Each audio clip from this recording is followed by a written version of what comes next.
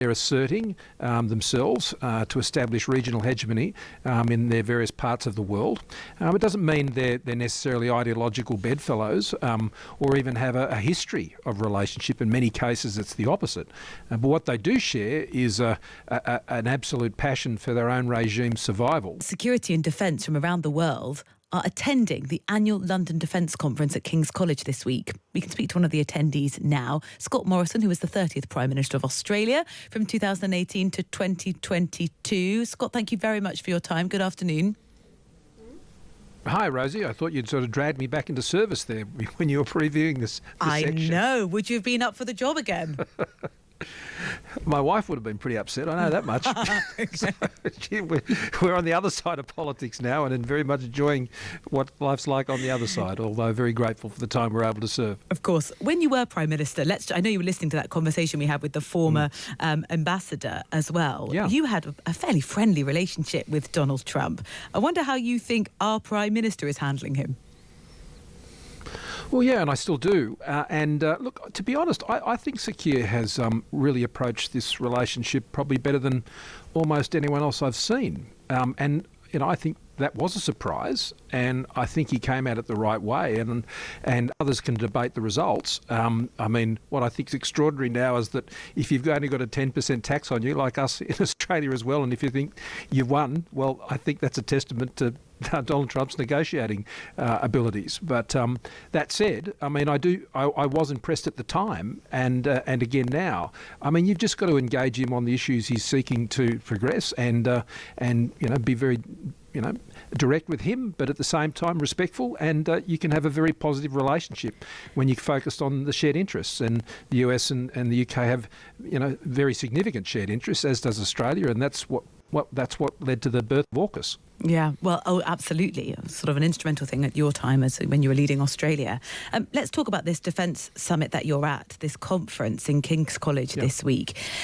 Coinciding with that, of course, is Vladimir Putin's sort of PR posturing, this parade that he puts on to kind of try to show the world his military might, but also show the world who he's closest to. Xi Jinping sat right next to him. We had Brazil's leader. We had, world leaders. I'm sure many of them got invitations that, of course, they would decline. But what does that tell us, that growing closeness with China and Russia, about how diplomacy changes in the next couple of years? Well, I don't think it's terribly new. Remember that Vladimir Putin was sitting next to Xi Jinping at the Chinese Winter Olympics before Russia invaded Ukraine. So this rise of what I used to call, still do, the arc of autocracy between China, Russia, Iran, North Korea, and there are many others who probably pretend to membership of that, is very, very real. And they're asserting themselves to establish regional hegemony in their various parts of the world. It doesn't mean they're necessarily ideological bedfellows or even have a history of relationship. In many cases, it's the opposite. But what they do share is an absolute passion for their own regime's survival. To establish that buffer around them through pushing out against their borders and their neighbours, but also to dilute the way that the global system in any way seeks to impede them, and so they can act with impunity. So this is what's happening, and it's really why initiatives, whether it was Quad or AUKUS or many of these other initiatives, are designed to build the deterrence to that thrust forward from these authoritarian regimes. Some of those other initiatives are the newly sort of formed Coalition of the Willing, which Australia are part of, that's spearheaded by the UK and by France. Your Prime Minister has suggested that Australia is open to sending troops. How involved do you imagine Australia be in the event of a ceasefire? And that caveat has to be put.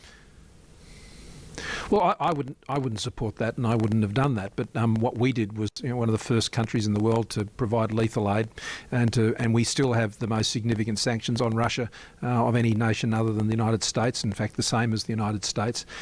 So boots on the ground are one thing. We have our own set of issues in the Indo-Pacific, which we're focused on. But otherwise, every other form of support that we've been able to provide to Ukraine, from our Bushmasters, which we put in place, to so many other things, has been very important. We share interests interests with those all of our friends and allies and partners who are seeking to push back against Vladimir Putin. But I think the initiative taken to establish that coalition of the willing was a positive one, and it was a positive European one. And again, I think that was the right response. And the role that the US and countries that are further afield, like Australia and others, will be different because it's very much in the European theatre. Can you see Australian troops on the ground? Well, I hope not. I don't think that's the right decision for Australia. I mean, they've just re-elected the government, so it's their call. But my view would be the same. I think there are positive things that we can do and have been doing, and we should keep doing those things. But in terms of committing Australian troops, we've like the British, we've just come out of 20 years in Afghanistan, and we have a lot of our own challenges with our own forces back in our part of the world. And but that doesn't mean we can't collaborate on so much more. We share the Five Eyes relationship with the UK, the AUKUS relationship, and our Prime Minister is now a regular attendee at NATO meetings, just as I was at the G7, and Anthony will be going to the next G7. Yeah, and you mentioned the election. It'd be good just to touch on that because, the Liberal National Coalition... I probably prefer not to. Well, I think as you're here, it makes sense to ask. It was a thumping defeat nationwide. I wonder what your reflections are on why that happened, because for many, the sort of theory is appearing as sort of Australia's Trump went down really badly with voters. And, Trump, as I said, someone you had a close relationship with. What's your perspective of what went wrong? Well, look, I haven't offered any public commentary on this, and I'm really not about to now, because our party needs to rebuild and focus on those things internally and have their own debates, elect a leader, do all of those things. As a former leader, I'm not one who likes to sort of offer that advice from the stands. But I think there's been an old maxim in Australian politics, and I suppose in many other parts of the world, that it used to be the fact that oppositions don't win elections, that governments lose them. Well, I think that the last election put that maxim to the test and probably broke it.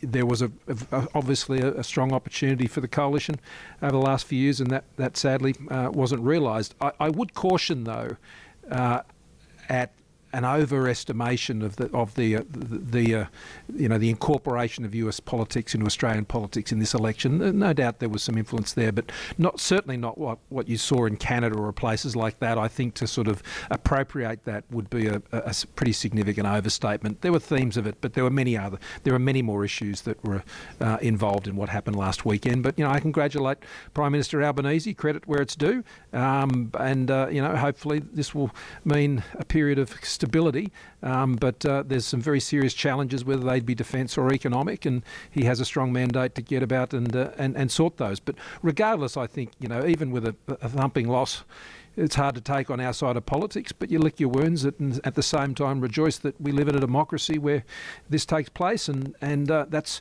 going back to what we started talking about, not the case in China, and not the case really in Russia or Iran or North Korea or any of these other places that are really going to keep driving hard into impacting our interests. It's been great to speak. Scott, thank you very much. Scott Morrison, former Prime Minister of Australia, live at the London Defence Conference.